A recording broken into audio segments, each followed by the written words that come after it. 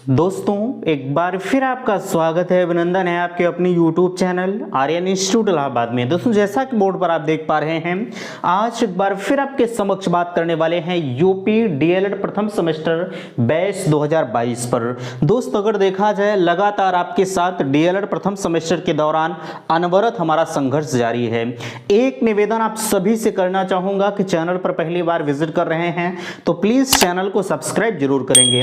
देखिए आज के इस वीडियो में हम चर्चा कर रहे हैं आपके इतिहास पर। हमने आपसे कहा था कि बहुत जल्द आपके बीच में इतिहास का टॉपिक आने वाला है, तो बिल्कुल वह इंतजार की घड़ी आपकी समाप्त हो चुकी है। आपके समक्ष ऑलरेडी हमने एक चैप्टर को फिनिश करके आज इस वीडियो में हम दूसरे चैप्टर पर मौजूद हैं। हम आपसे आपके फीडबैक की आकांक्षी, बिल्कुल हम आपसे कहना चाहेंगे आपका फीडबैक मुझे नहीं मिल पा रहा है। आपका फीडबैक मेरे लिए ऊर्जा का स्रोत है। मैं निवेदन आप सभी से करना चाहूंगा कि प्लीज आप अपना फीडबैक मुझे अवश्य दें। वीडियो के नीचे कमेंट करें कि हाँ हमारे द्वारा दी गई सारी चीजें आपको समझ में आ रही है कि नहीं आ रही। हम भैया हर वीडियो में आपसे कहते हैं और आप यही चीजें नहीं कर रहे हैं। प्लीज मैं निवेदन कर रहा हूं आपसे, बार बार रिक्वेस्ट कर रहा हूं कि आप अपना फीडबैक मुझे अवश्य दें, ठीक है।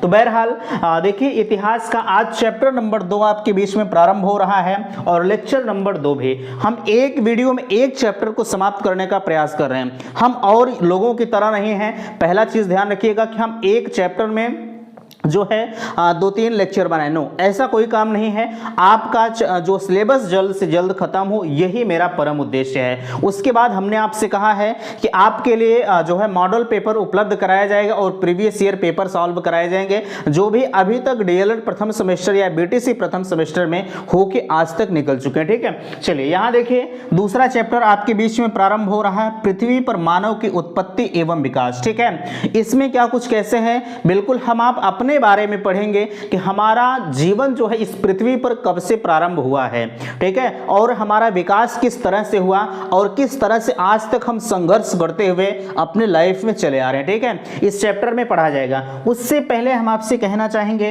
डीएलएड प्रथम सेमेस्टर की संपूर्ण हस्तलिखित नोट्स आप सभी को अगर जरूरत पड़ रही है तो लिंक आपके डिस्क्रिप्शन बॉक्स में दिया गया है भैया। आप वहां से जाकर जो है मामूली सी शुल्क 150 रुपए का पेमेंट करके जो है आप सारे सब्जेक्ट की जो है शॉर्ट नोट प्राप्त कर सकते हैं। अगर आपको शॉर्ट नोट संबंधी किसी भी प्रकार की समस्या हो रही है तो आपके बीच में नंबर दिया जा रहा 9452331053 पर संपर्क करके बेधड़क आप अपनी बातों को कह सकते हैं। हमने आपसे बार बार कहा है कि अगर आपको चाहे नोट्स संबंधी समस्या हो या किसी पर्सनल टॉपिक में समस्या हो रही है तो बिल्कुल आप मुझे इस नंबर पर अवगत कराएं। यह चीजें आपको कोई और छूट नहीं देता है। हम बार बार रिक्वेस्ट इसलिए कर रहे हैं ताकि अगर आप मेरे साथ जुड़े हैं तो आप अपनी तैयारी को और बेहतर बनाएं, ठीक है।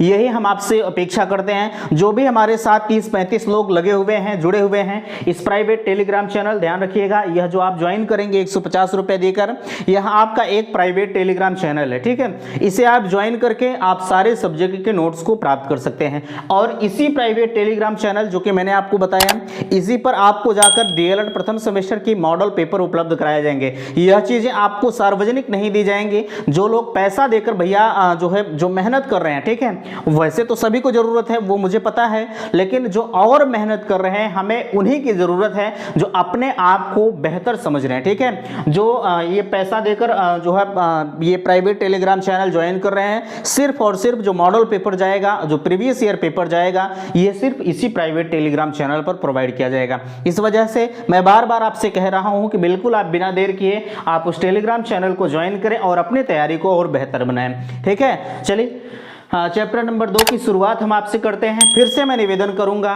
कि आप वीडियो को लाइक करिएगा, शेयर करिएगा। चलिए हम चलते हैं मोबाइल के स्क्रीन पर जहां से सारी चीजें आपको खुद ब खुद नजर आती हैं।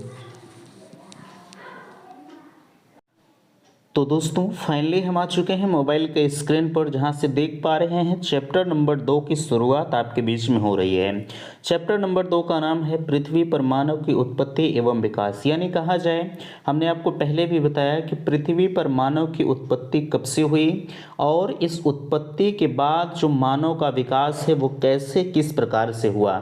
इस चैप्टर में आज इन सारी डिटेल्स को आप पढ़ेंगे। मैं निवेदन आप सभी से करना चाहूँगा कि चैनल पर पहली बार अगर विजिट विजिट कर रहे हैं तो प्लीज़ चैनल को सब्सक्राइब जरूर करेंगे, क्योंकि इसी तरह की आपके समक्ष पर डे आपके बीच में डीएलएड प्रथम सेमेस्टर की क्लासें प्रोवाइड की जा रही हैं। ठीक है, अच्छा, अगर इस पीडीएफ की ज़रूरत आपको पड़ रही है तो लिंक आपके डिस्क्रिप्शन बॉक्स में दिया गया है। मामूली से शुल्क 150 रुपये का पेमेंट आप सभी को करके आप सारे सब्जेक्ट के नोट्स को प्राप्त कर सकते हैं। चलिए, आपके बीच में सबसे पहला टॉपिक आता है कि पृथ्वी पर जो है जीवन का प्रारंभ कब से हुआ। ठीक है, देखिए, अगर हम बात करें पृथ्वी पर जीवन के प्रारंभ की तो सबसे पहले आप देख पा रहे हैं हेडिंग पड़ा है पृथ्वी पर जीवन का प्रारंभ। ठीक है, अच्छा, इसके अंतर्गत अगर कहा जाए, देखिए कहा जा रहा है कि वैज्ञानिकों का अनुमान है कि आज से लगभग 450, ठीक है, आज से लगभग 450 करोड़ वर्ष पूर्व पृथ्वी मंगल आदि ग्रह नहीं थे। ठीक है, पृथ्वी मंगल आदि ग्रह नहीं थे। सूर्य और अन्य सभी ग्रह तरल गैसों का एक विशाल पिंड था। ठीक है, अच्छा, एक विशाल पिंड था। आगे आपसे कहा जा रहा है यह विशाल पिंड तीव्र गति से अंतरिक्ष में घूम रहा था। इसे ही सूर्य का नाम दिया गया। एक प्राकृतिक घटना के फलस्वरूप सूर्य रूपी पिंड किसी शक्तिशाली नक्षत्र से टकरा गया। इस भयंकर टक्कर से सूर्य का एक टुकड़ा अलग हो गया और छोटे छोटे टुकड़े भी इस विशाल पिंड से अलग होकर अंतरिक्ष में चक्कर लगाने लगे। पृथ्वी इन्हीं टुकड़ों से एक थे। ठीक है, यानी आपके बीच में जो आकाश में जो है सूर्य का एक टुकड़ा था और वह जब टुकड़ा जो है यहाँ देख पा रहे हैं भयंकर टक्कर हुआ, उस टक्कर में तमाम तरह के छोटे छोटे टुकड़े हुए और उसी छोटे से टुकड़े की एक भाग आपकी पृथ्वी है। ठीक है, अच्छा, यहाँ अब सवाल आता है कि आपने देखा पृथ्वी पर जीवन का प्रारंभ आपके बीच में लगभग 450 करोड़ वर्ष पूर्व हुआ था। ठीक है, अच्छा, उसके बाद यहाँ आपके समक्ष एक सबसे इंपॉर्टेंट क्वेश्चन है, पूछा जा सकता है कि पृथ्वी की उत्पत्ति कब हुई, तो आप कहेंगे पृथ्वी की उत्पत्ति 450 करोड़, आज से 450 करोड़ वर्ष पूर्व हुआ। ठीक है, चलिए, यहाँ जीवन की उत्पत्ति या जीव की उत्पत्ति के बारे में आपसे कहा जा रहा है कि वैज्ञानिकों के अनुसार पृथ्वी पर जीवन का विकास निम्न अवस्थाओं में हुआ है। ठीक है, अब कुछ अवस्थाएं आपके बीच में दी जा रही हैं, समझने का प्रयास करेंगे। पहला आपके बीच में दिया जा रहा है सूक्ष्म तथा जो है रीढ़ विहीन जीव की उत्पत्ति। रीढ़ विहीन यानी बैकबोन उनके पास नहीं थे।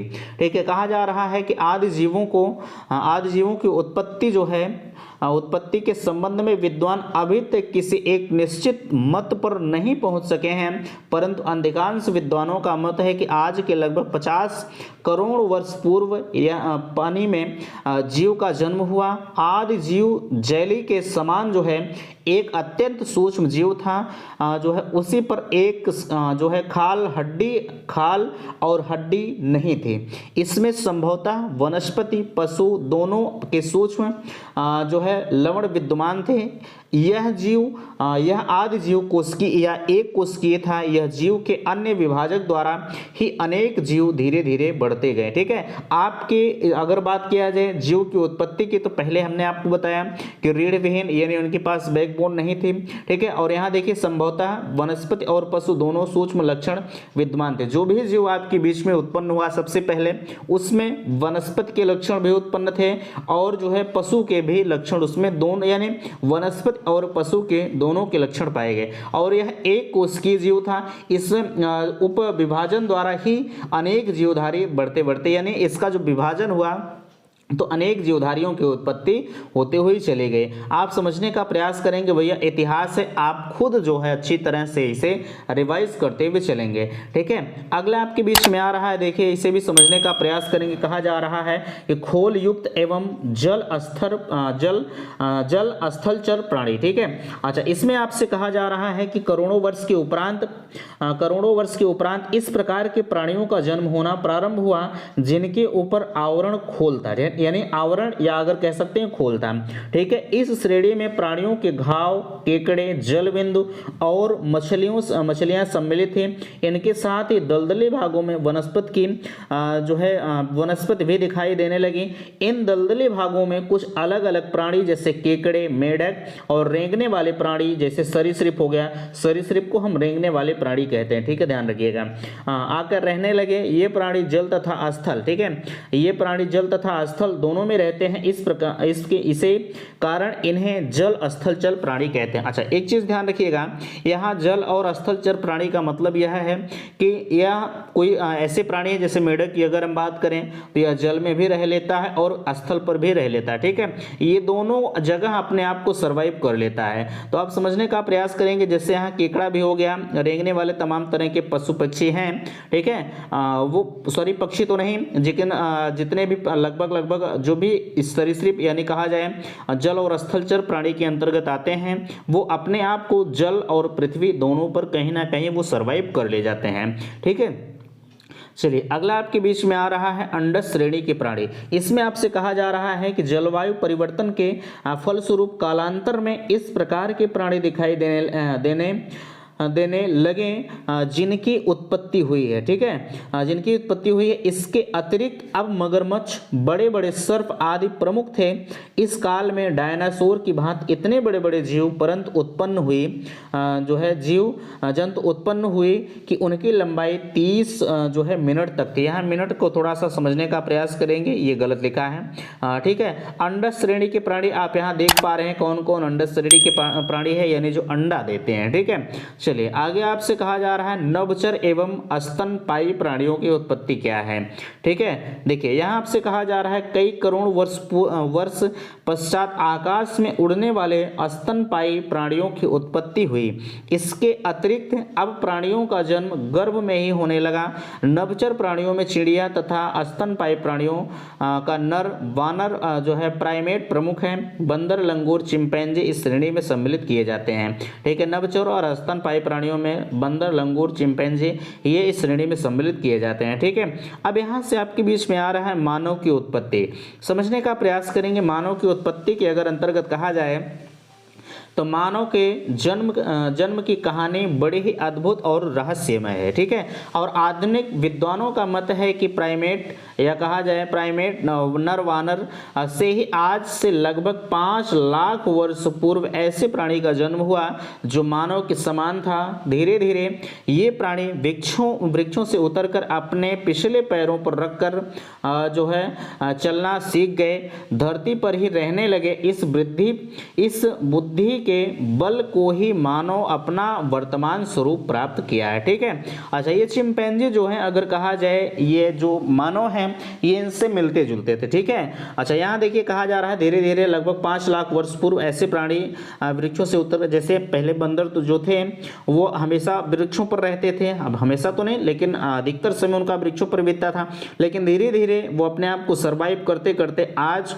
उसी बंदर से अगर कहा जाए उसी चिंपैंजी अगर उसका अग्रज पूछा जाए तो चिंपैंजी ही है। ठीक है, चलिए ये सारी चीजें उम्मीद करते हैं कि आप समझ पाए। कहीं अगर समस्या है तो बिल्कुल आप मुझसे अवगत कराने का प्रयास करेंगे। चलिए अगला पेज आपके बीच में ओपन हो रहा है।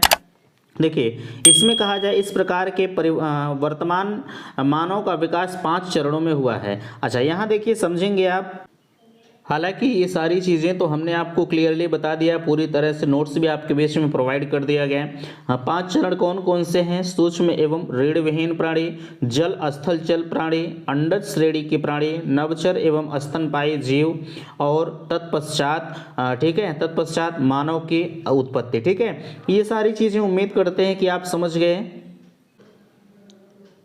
आगे आपके बीच में कहा जा रहा है मानव का विकास। अब यहाँ से अगर देखा जाए आपके लिए महत्वपूर्ण फैक्ट आते हैं।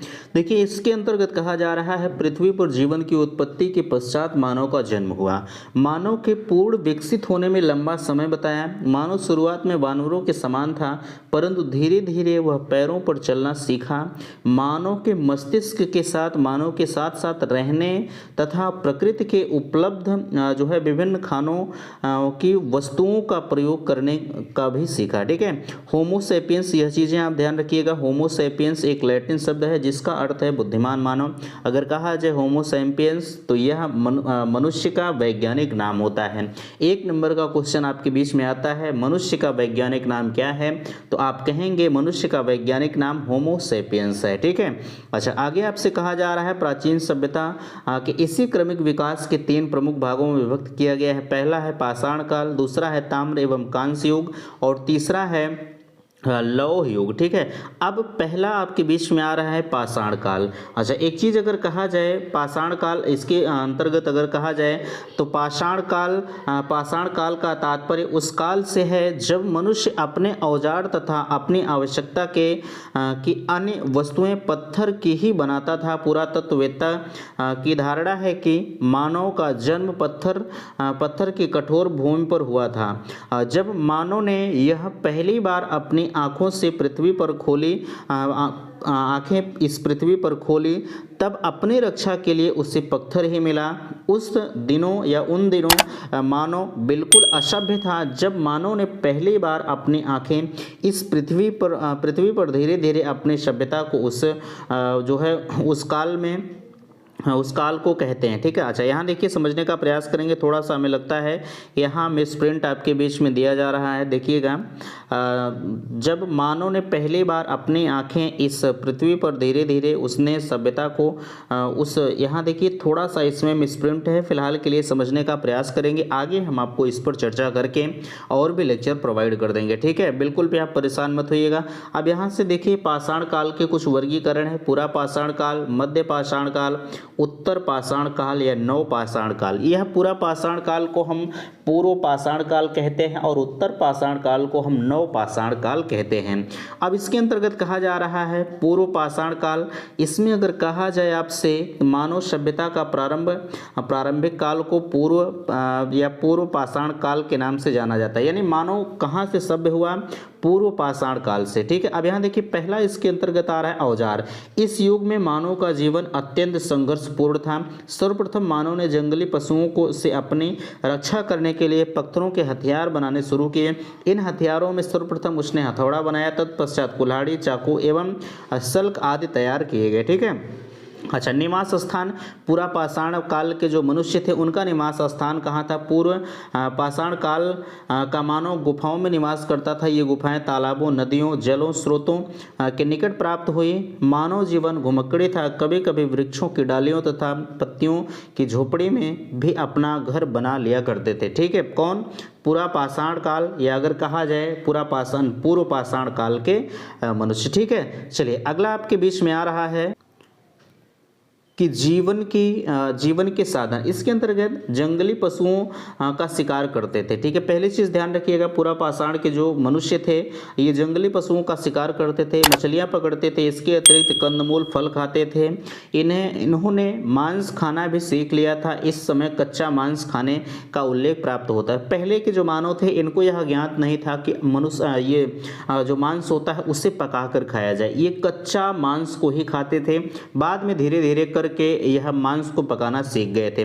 अब मांस को पकाना, सवाल आता है कि आखिरकार किस काल में ये सीखे थे, तो बिल्कुल इस पर चर्चा किया जाएगा। पहनावा इनका क्या था? पेड़ पत्तियों की ये जो छालें होती हैं उसी को पहनते थे। देखिए कहा जा रहा है इस काल में पेड़ों के पत्तों एवं छाल को पहनते थे। इसके बाद मानव पशुओं खाल पहनने लगा। अच्छा, एक चीज़ ध्यान रखिएगा, पहले ये पेड़ पत्तों की जो छालें थी उसे पहनते थे। बाद में क्या हुआ, जो पशुओं की खाल थी यानी चमड़ा था उसे पहनने लगे। हड्डियों की सुइयां बनाकर खालों की सिलाई करते थे। ये जो हड्डियां जो प्राप्त होती थी जानवरों की, उनकी सुई बनाकर जो है उसी से सिलाई कर लेते थे। किसे? खाल को। ठीक है, अगला आग की खोज। अब देखिए यहाँ से आपके बीच में आता है आग की खोज। इस काल में आग की खोज सबसे महत्वपूर्ण उपलब्धि थी। आग की खोज के पश्चात अब पूछा जा सकता है कि आग की खोज किस काल में हुई, तो आप कहेंगे आग की खोज भैया पूरा पाषाण काल या पूर्व पाषाण काल में हुए थे। ठीक है, चलिए आगे। मानव ने इसका प्रयोग ठंड से बचने के लिए, रोशनी करने के लिए, मांस पकाने के लिए प्रारंभ किए थे।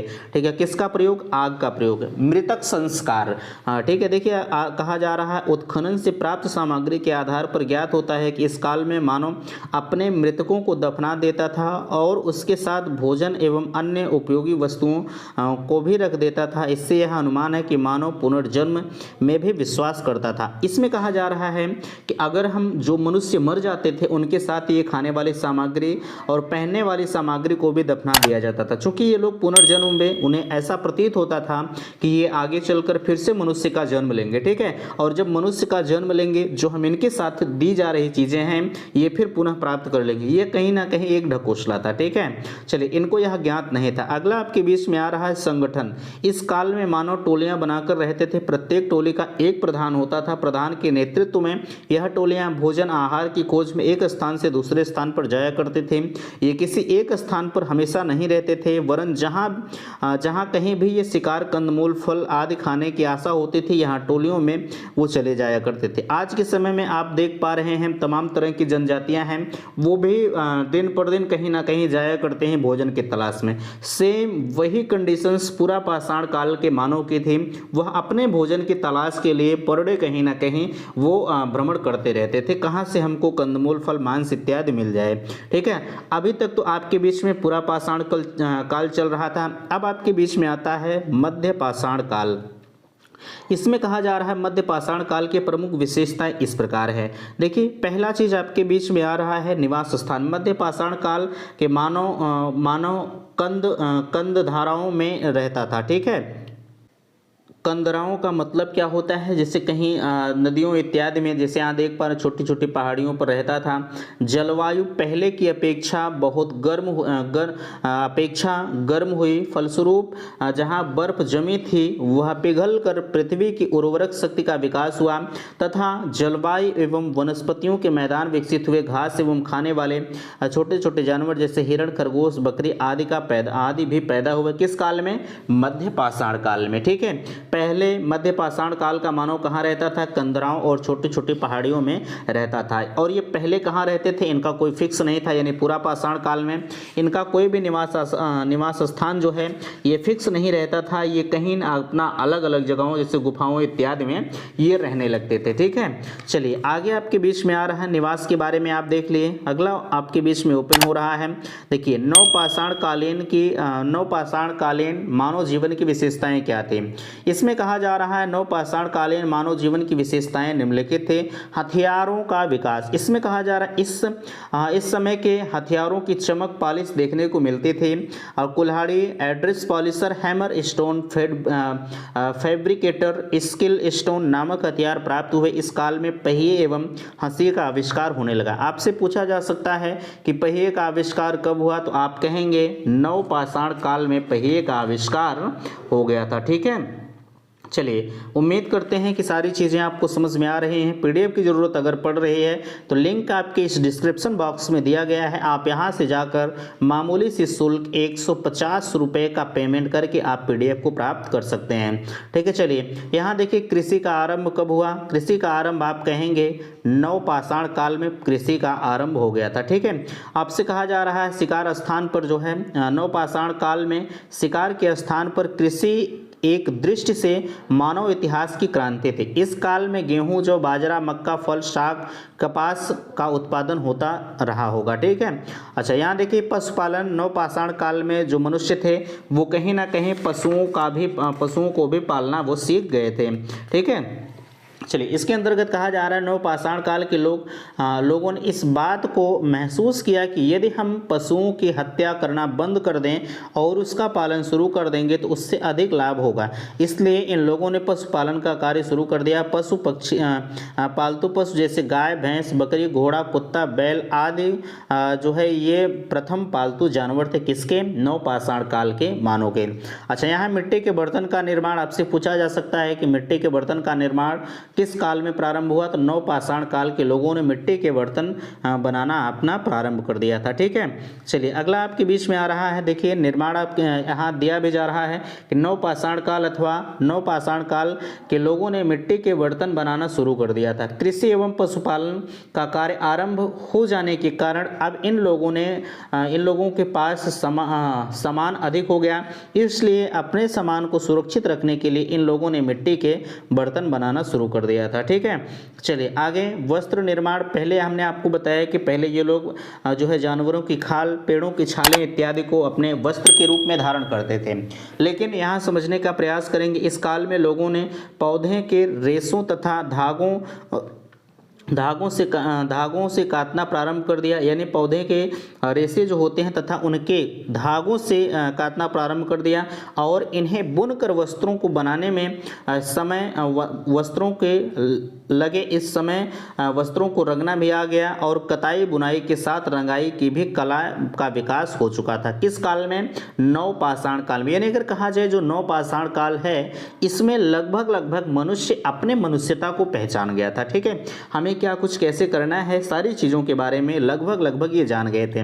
इस काल में घरों का निर्माण भी ये कर लेते थे। इस काल में लट्ठे, घास फूस और मिट्टी की सहायता से घर का निर्माण हुआ, अर्थात झोपड़ी का निर्माण हुआ। यहीं से मनुष्य वास्तविकता के रूप में परिवार की इकाई का जन्म हुआ। ठीक है, हमने आपसे कहा कि यहाँ से लगभग मनुष्य अपने मनुष्यता के बारे में लगभग सीख लिया था। ताम्र एवं कांस्य युग क्या होता है? इस काल में मानव पत्थरों और तांबों के औजारों के साथ साथ प्रयोग किए।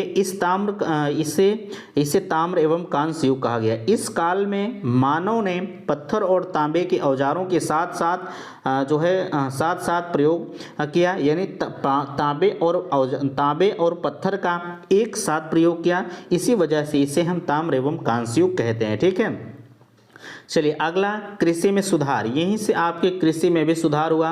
नदियों के किनारे बसी सभ्यताओं के मानव ने नदियों के किनारे जमीन से जंगल काट कर खेती करने योग्य बनाया। मानव ने दलदलों का पानी निकालने के लिए नालियां खोदी। बाढ़ों से बस्तियों को सुरक्षित रखने के लिए नदियों पर बांध बनाए। ठीक है, चलिए अगला आपके बीच में आ रहा है, हमें लगता है कि एक पेज और आपके बीच में है, शासन व्यवस्था का उदय। पहले जो मानव थे उनके ऊपर कहीं कोई शासन नहीं था, लेकिन जैसे ही मानव नवपाषाण काल में प्रवेश करता है तो उनके ऊपर एक शासन व्यवस्था का उदय होता है। कहा जा रहा है कि व्यापार के विकास में नगरों के साथ साथ जनजीवन की रक्षा की समस्या उठ खड़ी हुई। अतः लोग किसी निश्चित शासन व्यवस्था को लागू करने का उदय हुआ। राज्य की स्थापना का मुख्य उद्देश्य एक सुचारू शासन व्यवस्था को लागू कर लोगों के जीवन में संपत्ति की रक्षा करना। राज्यों द्वारा निश्चित नियम बनाए गए जिनका पालन करना सबके लिए अनिवार्य था। शासन व्यवस्था बनाए रखने के लिए शासन को योद्धा या सैनिक वर्ग की भी जन्म किया गया। ठीक है, अब भाषा एवं धर्म का विकास। नवपाषाण काल में भाषा एवं धर्म दोनों का विकास हुआ। ये सारी चीज़ें आप खुद पढ़िएगा बाबू, हर चीज़ जो है। देखिए यहाँ लौह युग के बारे में थोड़ा सा हम डिस्कस करेंगे। विद्वानों का मत है कि उत्तर भारत में इसका प्रयोग जो है ईसा के लगभग 1000 वर्ष पूर्व प्रारंभ हुआ था। यही अनुमान लगाया गया है कि लौह काल में लोग पामीर बस गए। कालांतर में यही लोग मध्य प्रदेश की बना जो है, देखिए समझने का प्रयास करेंगे। ऊपर थोड़ा सा कट गया है, अच्छा ये ऊपर एक लाइन कट गया है, आप थोड़ा सा समझने का प्रयास कर लेंगे। ठीक है, बाकी चीज़ें इधर हमने आपको जो बताया वो भी आपके लिए महत्वपूर्ण है, आप कहीं कोई गलती नहीं करेंगे। अगला यहाँ से आपकी परीक्षा की दृष्टि से कुछ महत्वपूर्ण कंटेंट आपके बीच में आ रहे हैं। देखिए इसमें कहा जा रहा है पहला, कुत्ता मानव का सर्वप्रथम पालतू पशु था। पूछा जा सकता है कि जो है मनुष्य का सर्वप्रथम पालतू पशु कौन था, तो आप कहेंगे कुत्ता था। पुरापाषाण काल में मानव ने आग की खोज कर ली थी। आग की खोज के बारे में आपसे पूछा जा सकता है कि आग की खोज सर्वप्रथम किस काल में हुई, तो आप कहेंगे कि पुरापाषाण काल में आग की खोज हो गई थी। चूंकि पत्थर से वो रगड़ते थे तो उस पर चिंगारी निकलती थी, वहीं से आग की खोज इन्होंने कर लिया था। नवपाषाण काल में पहिए के आविष्कार से मानव बर्तन, घड़े आदि बनाने लगा था या सीख गया था। और नवपाषाण काल में मानव की कृषि सीख लिया था। इस काल को मानव पशुपालक भी बना लिया था। ठीक है, जब आदि मानव अपनी आवश्यकता की सभी चीजें पत्थर से बनाता था उस काल को उषा काल कहते हैं। ठीक है, ये सारी चीजें उम्मीद करते हैं कि आप समझ गए हैं। अगर आपको कहीं समस्या है तो बिल्कुल आप मुझे कमेंट करके जरूर बताइएगा। और मैं निवेदन करूंगा कि अगर इस पीडीएफ की जरूरत पड़ रही है तो लिंक आपके इस डिस्क्रिप्शन बॉक्स में दिया गया है। मामूली सी शुल्क पेमेंट करके आप पीडीएफ को प्राप्त कर सकते हैं। ठीक है, मिलते हैं किसी नेक्स्ट अगले वीडियो में। हम आपके फीडबैक के आकांक्षी, आप फीडबैक अपना अवश्य दीजिएगा। चलिए ठीक है, मिलते हैं अगले वीडियो में, तब तक के लिए थैंक्स, धन्यवाद।